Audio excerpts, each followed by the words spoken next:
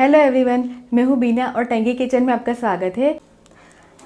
आज मैं आपके साथ आलू का नाश्ता शेयर करने जा रही हूँ, जो कि बहुत ही कम इंग्रेडिएंट से बनके तैयार होती है। सिर्फ 2 चीज़ों से ये नाश्ता बनके तैयार होता है। बहुत ही कुरकुरा और बहुत ही टेस्टी नाश्ता बनता है। तो आप इस रेसिपी को घर पर ज़रूर ट्राई कीजिए। तो चलिए हम नाश्ता बनाना स्टार्ट करते हैं।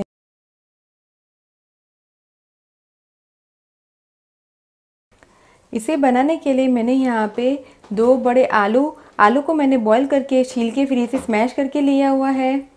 3 बड़ा चम्मच पोहा को मैंने मिक्सी के जार में डाल के उसका पाउडर बना के लिया हुआ है, जिसे हम आलू पोहा बनाते हैं। मैंने उसी पोहा का इस्तेमाल किया है। झाड़ा या पतला किसी भी पोहा का आप इस्तेमाल कर सकते हैं।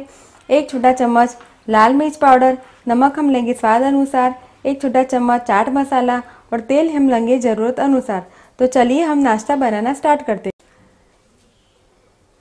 आलू में हम पोहा पाउडर, लाल मिर्च पाउडर, नमक हम लेंगे स्वाद अनुसार और चाट मसाला डालेंगे। और अब इसे हम हाथों की सहायता से अच्छी तरह से मिक्स करेंगे, ताकि आलू में मसाले और पोहा पाउडर है वो अच्छी तरह से मिक्स हो जाए। आलू में मसाला और पोहा पाउडर अच्छी तरह से मिक्स हो गया है। आलू में प्रॉपर बाइंडिंग आ गया है। अगर आपको आलू का मिक्सर है वो हल्का सा गीला लगे तो आप इसमें और थोड़ा सा पोहा पाउडर डाल सकते हैं और इसका बाइंडिंग है वो प्रॉपर बना सकते हैं। तो चलिए अब हम तेल को गर्म करने के लिए रख देंगे और इसके हम नाश्ता बनाएंगे। अब इसे हम शेप देंगे।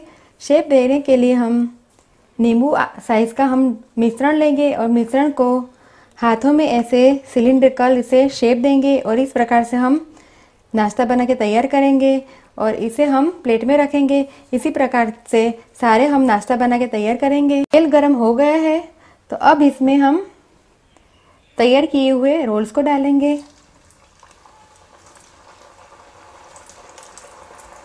मैंने कढ़ाई में 4 रोल्स को डाले हैं और इसे अब हम क्रिस्प होने तक फ्राई करेंगे। गैस का फ्लेम हम मीडियम रखेंगे। इसे हम पलटेंगे। देखिए ये अच्छी तरह से गोल्डन फ्राई होके तैयार हो गए हैं और थोड़ा इसे फ्राई करेंगे। रोल्स को हम चेक करेंगे।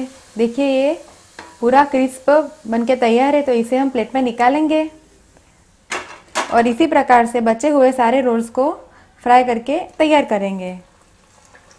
नाश्ता बनके तैयार है। मैंने इसे सर्विंग प्लेट में निकाल के सर्व किया है। ऊपर से काफ़ी क्रिस्प और कुरकुरे लगता है और अंदर से सॉफ्ट लगता है। आप इसे हरे धनिया की चटनी, इमली की मीठी चटनी या फिर टोमेटो केचप के साथ भी सर्व कर सकते हैं।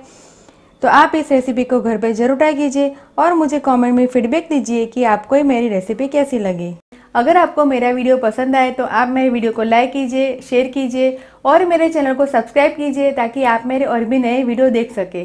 दोबारा हम फिर मिलेंगे। तब तक के लिए थैंक यू, बाय।